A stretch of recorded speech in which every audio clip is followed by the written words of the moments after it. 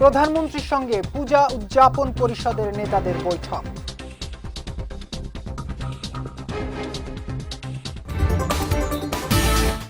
দেশে বর্তমানে জ্বালানি তেলের কোনো সংকট নেই, জানালো জ্বালানি বিভাগ।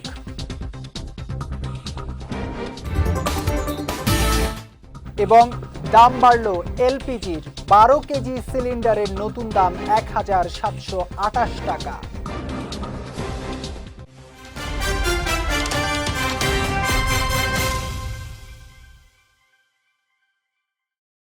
আসসালামু আলাইকুম। পুষ্টি চা নিবেদিত বিজয় রাতের সংবাদে আমন্ত্রণ জানাচ্ছি আমি জাওয়াদ অন্তু। শুনছিলেন শিরোনাম, এবারে বিস্তারিত। বাংলাদেশের হিন্দু সম্প্রদায় এবারের নির্বাচনে বিএনপিকে সমর্থন দেয়ায় ধন্যবাদ জানিয়েছেন প্রধানমন্ত্রী ও বিএনপির চেয়ারম্যান তারেক রহমান। দুপুরে প্রধানমন্ত্রীর সঙ্গে সৌজন্য সাক্ষাৎ শেষে একথা জানান বাংলাদেশ পূজা উদযাপন পরিষদের কেন্দ্রীয় কমিটির নেতারা। এর আগে সচিবালয়ে প্রধানমন্ত্রীর সঙ্গে বাংলাদেশ পূজা উদযাপন পরিষদের কেন্দ্রীয় কমিটির প্রতিনিধি দলের সাক্ষাৎ অনুষ্ঠিত হয়। সাক্ষাৎ শেষে পূজা উদযাপন পরিষদের নেতারা বলেন, হিন্দু সম্প্রদায়ের যেসব সমস্যা রয়েছে সেগুলো অত্যন্ত গুরুত্বের সঙ্গে শুনেছেন প্রধানমন্ত্রী। নেতারা বলেন, বিগত সময়ে হিন্দু সম্প্রদায়ের ব্যক্তিদের বিরুদ্ধে দায়ের করা মিথ্যা মামলাগুলো প্রত্যাহারের দাবি জানানো হলে প্রধানমন্ত্রী তা পর্যায়ক্রমে সমাধানের আশ্বাস দেন। বৈঠকে জাতীয় জীবনের সব ক্ষেত্রে সনাতন সম্প্রদায়ের পক্ষ থেকে প্রতিনিধি রাখার দাবি তোলা হয় বলেও জানান নেতারা। মাননীয় প্রধানমন্ত্রীর সাথে সৌজন্য সাক্ষাৎ করলাম। সেখানে আমরা বাংলাদেশের হিন্দু সম্প্রদায়ের যে সমস্ত সমস্যা আছে সেগুলো নিয়ে আন্তরিক পরিবেশে আলাপ আলোচনা হয়েছেন। উনি আমাদের সকল সমস্যার কথা ধৈর্য সহকারে শুনেছেন এবং পর্যায়ক্রমে সমাধানেরও আশ্বাস দিয়েছেন। দেশে বর্তমানে জ্বালানি তেলের কোনো সংকট নেই বলে জানিয়েছেন জ্বালানি ও খনিজ সম্পদ বিভাগের যুগ্ম সচিব মুনির হোসেন চৌধুরী। বলেন, পেট্রোল, অকটেন ও ডিজেলের পর্যাপ্ত মজুদ রয়েছে। সকালে সচিবালয়ে এক ব্রিফিংয়ে তিনি বলেন, প্যানিক বাইং এবং অবৈধ মজুদ প্রবণতার কারণে বাজারে কিছুটা প্রভাব পড়েছে। অবৈধ মজুদ রোধে নিয়মিত অভিযান পরিচালনা করছে সরকার। এ সময় তিনি উল্লেখ করেন, 3 মার্চ থেকে 1 এপ্রিল পর্যন্ত অভিযানে প্রায় 3,72,388 লিটার অবৈধ জ্বালানি উদ্ধার করা হয়েছে। বর্তমানে দেশে দৈনিক 1200 metric ton petrol, 1400 metric ton ডিজেলের চাহিদা থাকলেও সরবরাহে কোনো ঘাটতি নেই। বলেন, ইস্টার্ন রিফাইনারির জন্য অপরিশোধিত তেল নিয়ে নতুন জাহাজ আসছে, যা মজুদ ব্যবস্থাকে আরও শক্তিশালী করবে। কৃষকদের ডিজেল প্রাপ্তি নিশ্চিত করতে জেলা প্রশাসকদের নির্দেশ দেওয়া হয়েছে বলেও জানান তিনি। এদিকে রাশিয়া থেকে তেল আমদানির বিষয়ে সরকার যুক্তরাষ্ট্রের চিঠির জবাবের অপেক্ষায় রয়েছে বলেও জানান জ্বালানি ও খনিজ সম্পদ বিভাগের যুগ্ম সচিব। ডিজেল উদ্ধার হয়েছে 2,71,374 লিটার। অকটেন উদ্ধার হয়েছে 30,960 লিটার। আর পেট্রোল উদ্ধার হয়েছে 70,054 লিটার। সব মিলে 3,72,388 লিটার জ্বালানি পণ্য উদ্ধার করা হয়েছে। আমরা গত বছর যা সরবরাহ করছি এবছরও তাই সরবরাহ করছি।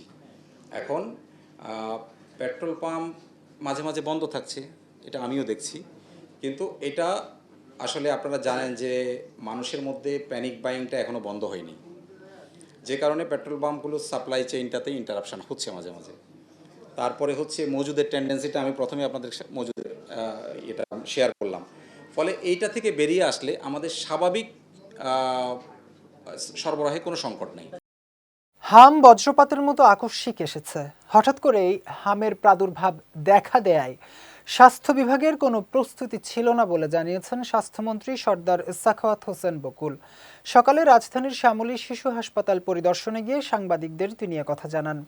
সারা দেশে শিশুর মৃত্যুতে সরকার মর্মাহত জানিয়ে স্বাস্থ্যমন্ত্রী বলেন, জাতীয় দুর্যোগের সময় স্বাস্থ্য বিভাগের কেউ যেন দায়িত্বে অবহেলা না করে। দেশের মানুষ এখনও এ বিষয়ে সজাগ নয়, এ কারণেও রোগ নিয়ন্ত্রণে রাখা যাচ্ছে না বলে উল্লেখ করেন তিনি। এ সময় চিকিৎসকদের রোগীদের স্বার্থে কাজ করার আহ্বান জানান স্বাস্থ্যমন্ত্রী। ভূমিকম্প পরবর্তী পরিস্থিতিতে কাজ করার জন্য 1,45,000 স্বেচ্ছাসেবকের খসড়া তালিকা তৈরি করা হয়েছে বলে জানিয়েছেন দুর্যোগ ব্যবস্থাপনা ও ত্রাণ মন্ত্রী আসাদুল হাবিব দুলু। দুপুরে সচিবালয়ে দুর্যোগ ব্যবস্থাপনা ও ত্রাণ মন্ত্রণালয়ে প্রধানমন্ত্রীর সঙ্গে বৈঠক শেষে এই কথা জানান তিনি। এছাড়া ভূমিকম্প পরবর্তী সময়ের জন্য ঢাকার উত্তর দক্ষিণ সিটি কর্পোরেশনে 445টি আশ্রয় কেন্দ্র চিহ্নিত করা হয়েছে বলেও জানান আসাদুল হাবিব দুলু। আমরা ইতিমধ্যে বিভিন্ন সংস্থা, বিশেষ করে রেড ক্রিসেন্ট, ফায়ার সার্ভিস এবং আনসার ভিডিপি মিলে আমরা 1,45,000 একটা খসড়া তালিকা ওনাদের কাছ থেকে পেয়েছি। সেটাকে আমরা এখন যাচাই করে আমরা এটাকে ট্রেনিংয়ের মধ্যে নিয়ে আসব।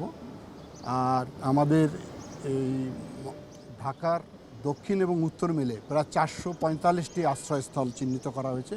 সেগুলোকে জনগণকে সচেতন করব, যাতে করে এই ধরনের যখন ভূমিকম্প হবে তারা দ্রুত সময়ের জন্য সেখানে আশ্রয় নিতে পারে। এই বিষয়গুলো আলোচনা হয়েছে। আর উনি আরও কিছু নির্দেশনা দিয়েছেন আমাদেরকে, সেগুলো নিয়ে আমরা কাজ করছি। আমরা হয়তো আবারও ওনার সঙ্গে এই ব্যাপারে মিলিত হব। এপ্রিল মাসের জন্য ভোক্তা পর্যায়ে এলপি গ্যাসের দাম উল্লেখযোগ্য হারে বাড়ানো হয়েছে। নতুন সিদ্ধান্ত অনুযায়ী 12 কেজি সিলিন্ডারের দাম 387 টাকা বাড়িয়ে 1,728 টাকা নির্ধারণ করা হয়েছে। আজ বাংলাদেশ এনার্জি রেগুলেটরি কমিশন এই নতুন মূল্য ঘোষণা করে। নতুন এই দর আজ সন্ধ্যা থেকেই কার্যকর হয়েছে। একই সঙ্গে অটো গ্যাসের দামও বাড়ানো হয়েছে। প্রতি লিটারে 61 টাকা 83 পয়সা থেকে বাড়িয়ে নতুন দর নির্ধারণ করা হয়েছে 79 টাকা 77 পয়সা। এর আগে মার্চ মাসে 12 কেজি সিলিন্ডারের দাম অপরিবর্তিত রেখে 1,341 টাকা রাখা হয়েছিল। সে সময় অটো গ্যাসের দাম সামান্য কমিয়ে নির্ধারণ করা হয়েছিল 61 টাকা 83 পয়সা। ঢাকা দক্ষিণ সিটি কর্পোরেশনের প্রশাসক হিসেবে দায়িত্ব নেয়ার 1 মাসের মধ্যে নগরবাসীর সেবা ও উন্নয়নে বিভিন্ন উদ্যোগ গ্রহণ করেছেন বলে জানিয়েছেন মোহাম্মদ আব্দুস সালাম। আজ নগর ভবনের অডিটোরিয়ামে ডিএসসিসির গত মার্চ মাসের কার্যক্রম সংক্রান্ত এক প্রেস ব্রিফিংয়ে একথা জানান তিনি। দায়িত্ব গ্রহণের পর সীমিত বাজেট থাকা সত্ত্বেও নগরবাসীর সমস্যা চিহ্নিত করে সমাধানে কাজ শুরু করেন বলে জানান ঢাকা দক্ষিণ সিটি কর্পোরেশনের প্রশাসক। এ সময় 25শে ফেব্রুয়ারি দায়িত্ব নেওয়ার পর থেকে 31শে মার্চ পর্যন্ত বিভিন্ন কার্যক্রম তুলে ধরেন তিনি। পরিবেশ বান্ধব, টেকসই ও জলবায়ু সহনশীল নগর গঠনের লক্ষ্যে নিম্নোক্ত কার্যক্রম গ্রহণ করা হয়েছে। কর্পোরেশন আওতাধীন 20টি পার্ক, উদ্যান, 13টি খেলার মাঠ ও 20টি চত্বর সহ নগরীর বিভিন্ন গুরুত্বপূর্ণ এলাকা, মসজিদ, পাড়া, আমাদের শ্যামপুর, জুরাইন, ধানমন্ডি লেক, কবিরহাট, শ্যামবাজার, খালপাড়ে বৃক্ষরোপণ কর্মসূচি বাস্তবায়নের জন্য নিজস্ব তত্ত্বাবধানে আমরা নার্সারি স্থাপন করার উদ্যোগ গ্রহণ করা হয়েছে। 0 পয়েন্ট হতে হোটেল ইন্টারকন্টিনেন্টাল পর্যন্ত সড়ক, মিডিয়ান, ফুটপাতে ফুল গাছ ও টব স্থাপনের মাধ্যমে সৌন্দর্য বর্ধন কার্যক্রম, এটা আমরা এটা আমরা পরিকল্পনা গ্রহণ করেছি।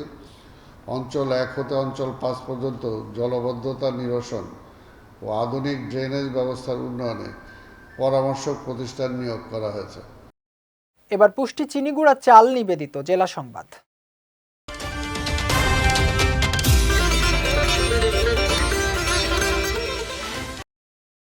জ্বালানি মন্ত্রী ইকবাল হাসান মাহমুদ টুকুকে নাস্তিক ও ইসলাম বিদ্বেষী বলার দায়ে কুষ্টিয়া 3 আসনের সংসদ সদস্য আমির হামজার বিরুদ্ধে সমন জারি করেছেন সিরাজগঞ্জের আদালত।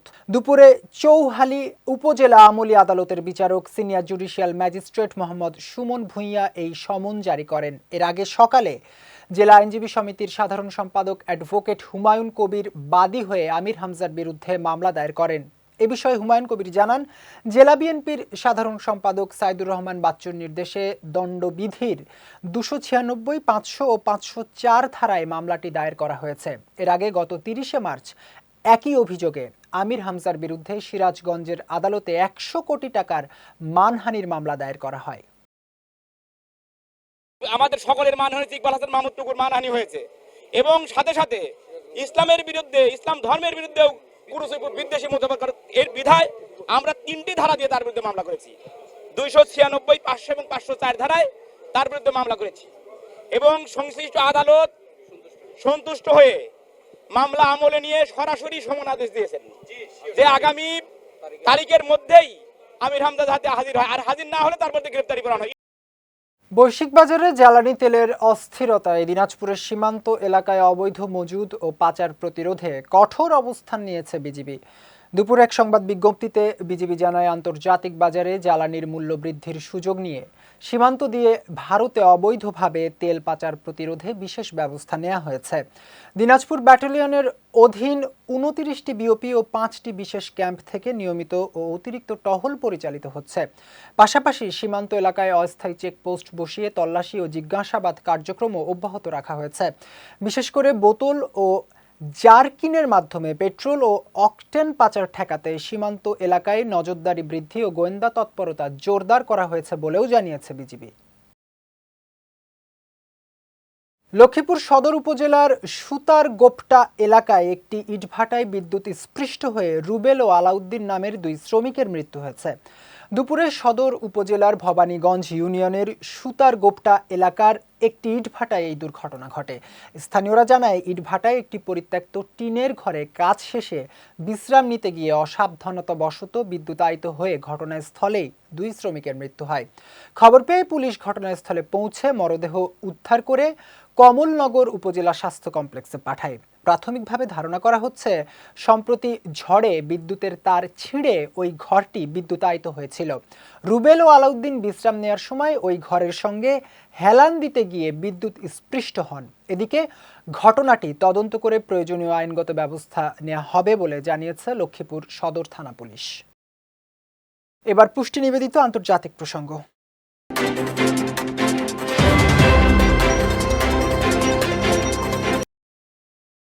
দিন গড়ানোর সঙ্গে সঙ্গে নতুন মাত্রা নিচ্ছে ইরান যুক্তরাষ্ট্র সংঘাত। প্রেসিডেন্ট ডোনাল্ড ট্রাম্পের চূড়ান্ত সতর্ক বার্তার পরই ইসরায়েলের দিকে ক্ষেপণাস্ত্র নিক্ষেপ করেছে ইরান। রাষ্ট্রীয় টেলিভিশনে দেয়া এক ভাষণে ইরানের সামরিক বাহিনীর অপারেশনাল কমান্ড খাতাম আল আনবিয়া স্পষ্ট জানিয়েছেন, যুক্তরাষ্ট্র ও ইসরায়েল অপমান, অনুশোচনা ও আত্মসমর্পণ না করা পর্যন্ত এই যুদ্ধ চলবে। এ সময় হুঁশিয়ারি উচ্চারণ করে আনবিয়া জানান, সামনে আরও ধ্বংসাত্মক পদক্ষেপ আসছে।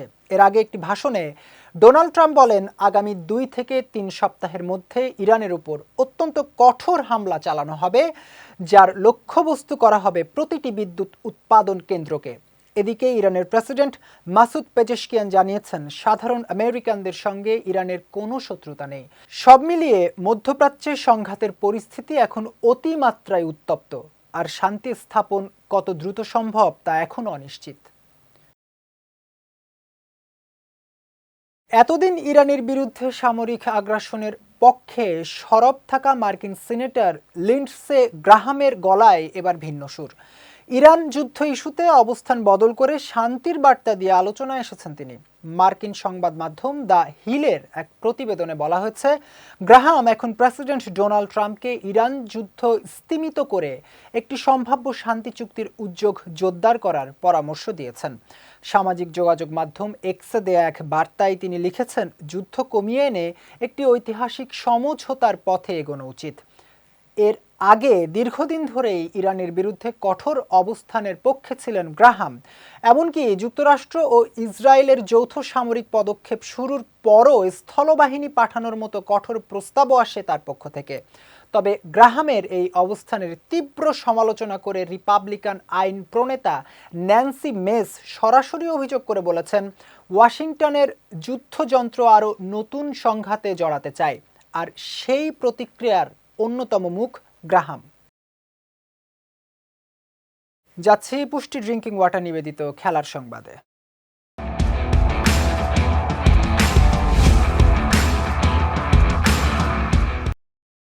বাংলাদেশ ক্রিকেটের দীর্ঘদিনের স্থবিরতা কাটাতে গুরুত্বপূর্ণ বৈঠকে বসতে চলেছে বাংলাদেশ ক্রিকেট বোর্ড বিসিবি। আগামী শনিবার বেলা ১১টায় মিরপুরের শেরেবাংলা জাতীয় স্টেডিয়াম সংলগ্ন বিসিবি কার্যালয়ে এই মিটিং অনুষ্ঠিত হবে। সভায় সভাপতিত্ব করবেন বিসিবি সভাপতি আমিনুল ইসলাম বুলবুল। এছাড়া বৈঠকে সরাসরি ও অনলাইনেও অংশ নেবেন বোর্ডের পরিচালকরা। ঘরোয়া ক্রিকেটের অচল অবস্থা, বিশেষ করে প্রথম বিভাগ লিগ, ঢাকা প্রিমিয়ার লিগ ও নারী ক্রিকেট লিগের অনিশ্চয়তা সহ নানা ইস্যুতে সমাধান খোঁজাই থাকবে আলোচনার কেন্দ্রবিন্দুতে। এছাড়া বোর্ডের অভ্যন্তরীণ অস্থিরতাও গুরুত্ব পাবে এই বৈঠকে। অন্যদিকে বিদ্রোহী কাউন্সিলরদের অভিযোগে বিসিবির বৈধতা নিয়ে তদন্ত চলছে জাতীয় ক্রীড়া পরিষদে। তদন্তের অগ্রগতি ও বোর্ডের ভবিষ্যৎ দিক নির্দেশনা উঠে আসতে পারে আলোচনায়। সব মিলিয়ে শনিবারের বোর্ড সভা দেশের ক্রিকেটের বর্তমান সংকট নিরসনে কতটা কার্যকর ভূমিকা রাখবে সেদিকেই তাকিয়ে রয়েছে দেশের ক্রীড়াঙ্গন। বিশ্বকাপ বাছাইয়ের প্লে অফ ফাইনালে হার, আর তাতেই টানা তৃতীয়বারের মতো বিশ্বকাপের মঞ্চে দেখা যাবে না ইতালি জাতীয় ফুটবল দলকে। এমন পরিস্থিতিতে টানা ব্যর্থতায় ইতালিয়ান ফুটবলে নেমে এসেছে চরম হতাশা। এই ব্যর্থতার পর সরব হয়েছে দেশটির সরকার। ফুটবলকে শুধু খেলা নয়, এটিকে ইতালির সংস্কৃতি, ঐতিহ্য এবং আন্তর্জাতিক মর্যাদার প্রতীক উল্লেখ করে ইতালির ক্রীড়া ও যুবমন্ত্রী আন্দ্রেয়া আবোদি স্পষ্ট জানিয়েছেন, একটি পুরো প্রজন্ম বিশ্বকাপে ইতালির খেলা দেখার সুযোগ পাচ্ছে না, যা অত্যন্ত হতাশাজনক। মন্ত্রীর দাবি, এখন সময় এসেছে বড় পরিবর্তনের। তাই ভবিষ্যতে এমন ব্যর্থতা এড়াতে জরুরি ভিত্তিতে ইতালিয়ান ফুটবল ফেডারেশন পুনর্গঠনের আহ্বান জানিয়েছেন তিনি। এমন অবস্থায় চাপে পড়েছেন সংস্থাটির বর্তমান সভাপতি গ্যাব্রিয়েল গ্রাভিনা। তবে সমালোচনার মুখেও এখনও পদত্যাগ করেননি তিনি, বরং আগামী বিশ্বকাপ চক্রে নিজেকে প্রমাণের ইঙ্গিত দিয়েছেন গ্রাভিনা। এদিকে ফেডারেশন পুনর্গঠনের দাবিতে সুর মিলিয়েছেন নাপোলি ক্লাবের সভাপতি আউরেলিও দে লরেন্তিস। সব মিলিয়ে টানা ব্যর্থতার ধাক্কার পর বড় পরিবর্তনের পথে হাঁটা ইতালিয়ান ফুটবলকে নতুন উদ্যমে খেলার মাঠে দেখার অপেক্ষায় ফুটবল বিশ্ব। পুষ্টি চা নিবেদিত বিজয় রাতের সংবাদ শেষ করার আগে শিরোনামগুলো দেখে নিচ্ছি আরও একবার।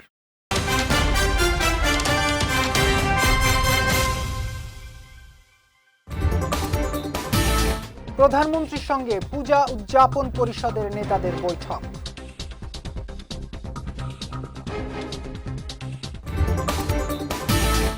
দেশে বর্তমানে জ্বালানি তেলের কোনো সংকট নেই, জানালো জ্বালানি বিভাগ।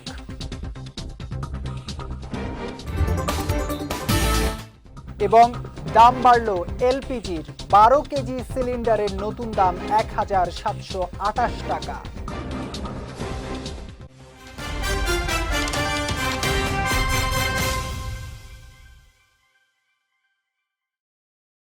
বিজয় রাতের সংবাদ শেষে আজকের মতো আমি জাওয়াদ অন্তু আপনাদের কাছ থেকে বিদায় নিচ্ছি।